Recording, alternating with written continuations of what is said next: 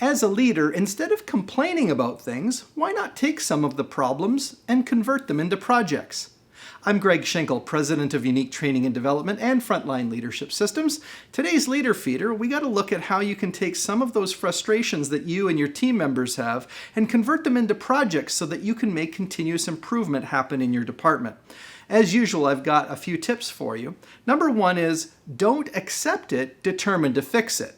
And what I mean by that is, as a supervisor, just like any situation that you get used to, it can be tempting to complain about things instead of being determined to fix it. And your team is looking to you as the leader to affect some of those changes and improvements to make their lives easier and help them produce the results that you expect from them. So again, let's make sure that we don't accept problems, that we actually are determined as a supervisor to fix them. It starts with your intent right off the bat. Tip number two is to get the resources that you need.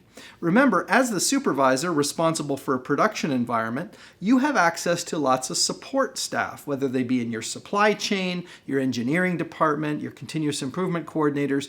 All these resources are available to you as a supervisor if you ask for them and, of course, describe why you need those resources and time. Those folks will chip in and actually help you solve these problems on the floor. But if you just lay back and you don't ask for that kind of help or those resources, or allow them to set the agenda for the improvements in your team or your department, it's going to be lacking some of that control that you have as a supervisor. You own the results of your department, and therefore you should be focused on getting them fixed and drawing in the people who can help you do that. Tip number three is to push through the obstacles.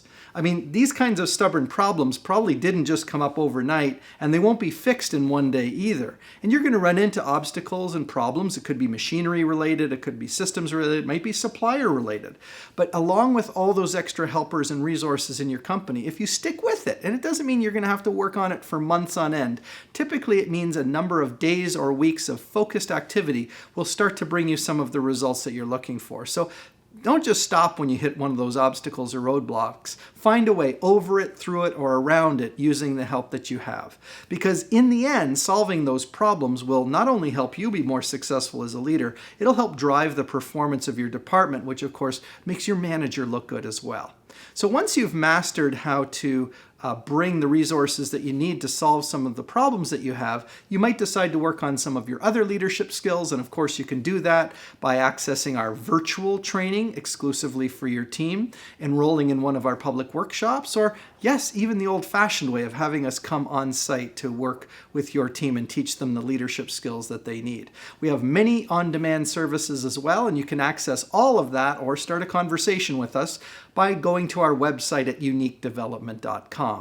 Now remember that you can access this content on our podcast by going to iTunes or Stitcher or Google Play and searching for the Leader Feeder podcast by Frontline Leadership. And we have hundreds of videos on YouTube. Just search for Frontline Leadership on YouTube.